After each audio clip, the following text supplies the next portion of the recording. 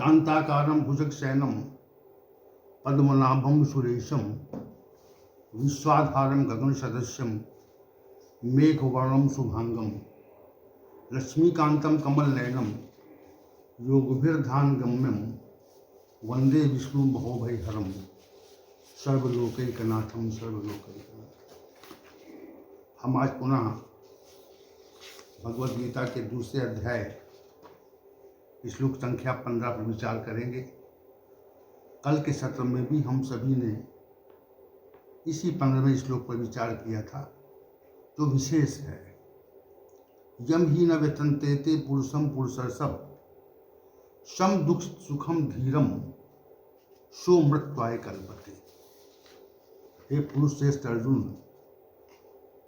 सुख दुख में एक समान रहने वाले इस धैर्यवान पुरुष को ये सुख दुख व्यथित नहीं करते, वही अमृत को प्राप्त कर लेता है, अमरता के प्राप्त करने योग्य होता है।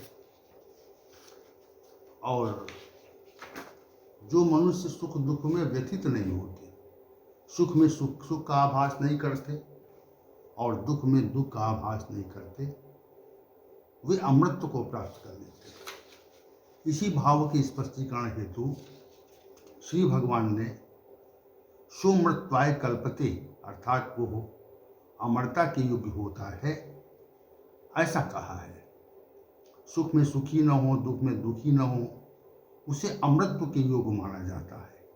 साधारणतः ये कहा जाता है अमृत वो वस्तु है जिसके ग्रहण करने के पश्चात व्यक्ति मृत्यु को प्राप्त नहीं होता।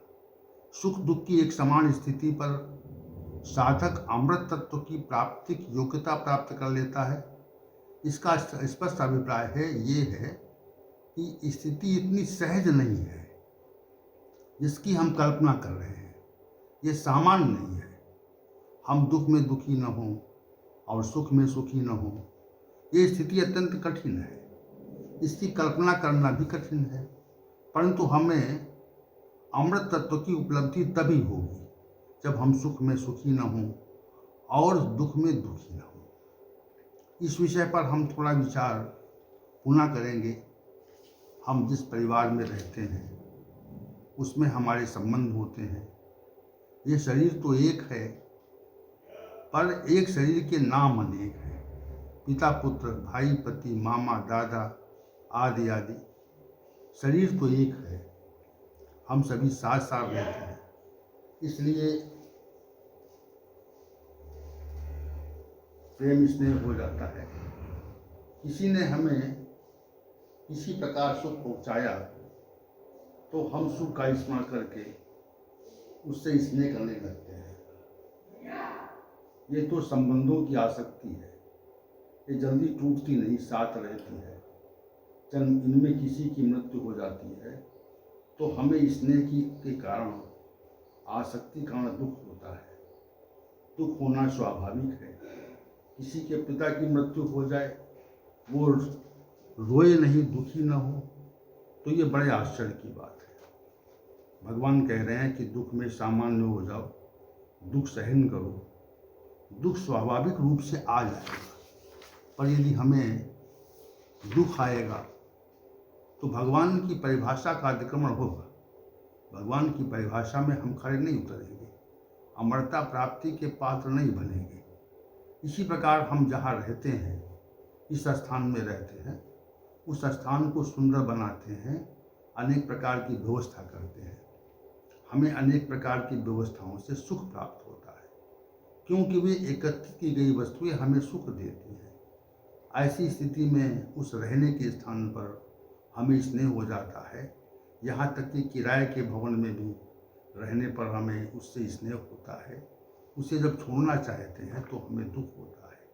यदि हमारे अपने भवन को कोई क्षति पहुँचाए तो भी कष्ट होगा, दुख होगा।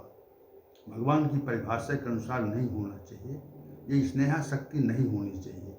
दुख होना स्वाभाविक है, परंतु ये स्वभाव ही परिवर्तित नहीं होगा और दुख रहेगा तो हमें अमृत तत्व की प्राप्ति नहीं हो सकती, हम उसके पात्र नहीं हो सकेंगे।